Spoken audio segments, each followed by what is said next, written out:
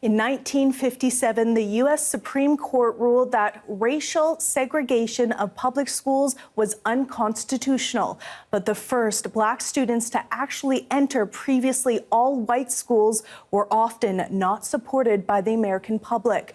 When 9 African-American students signed up to attend Little Rock Central High School in Arkansas, they were met by a hateful mob and were even turned away by state guardsmen.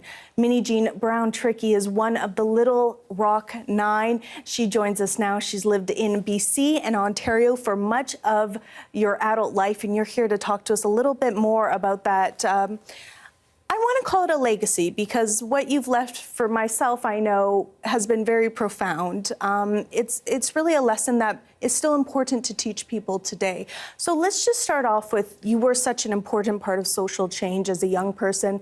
Did you recognize that at the time? I didn't recognize it when I signed up, and it's really important to say that the day that I signed up, first of all, even though I lived in the segregated South, I actually believed that racism was grown-ups and the kids weren't like that. And so when I signed up, I assumed that the 2,000 white kids would be thoughtful, curious, just the same as I happen to be.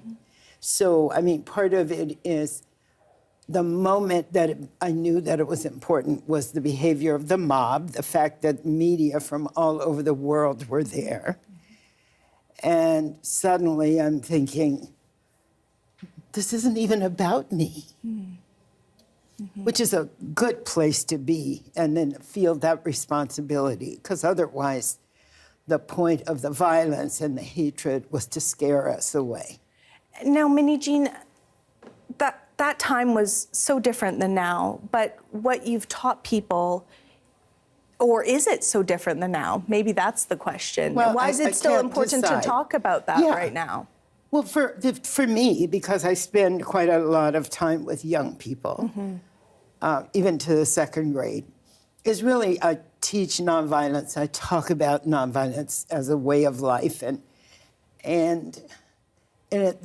we were 14 and 15, so our society sort of says people who are leaders are older, but we were these kids, and I think young people really respond to that, and I'm glad they do, because then I get to hang out with them and we have really great conversations. Do you think these are still issues that young people are facing today? Absolutely. I'm not sure if I could function in the current context, because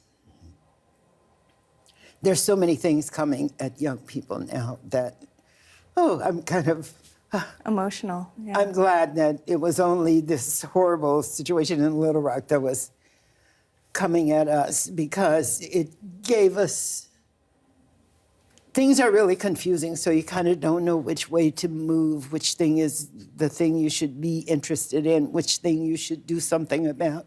And that was very clear. We had to keep going to that school because they didn't want us there, and we were going to go no matter what. So if I can convey to young people that something you're interested in is really important, and that's art, music, drama, dance, learning, all those things. To stand up for what you believe in. And to have a sense of personal regard for yourself. So that's the kind of thing I use those Little Rock 9 kids to do that. Yeah, it's a very powerful message and example, and you're very brave for still continuing this pursuit of advocating in this way. So thank you so much for joining us here today in person. Thank you. Minnijean Brown-Trickey is an educator and social justice advocate. Thank you, Minnijean.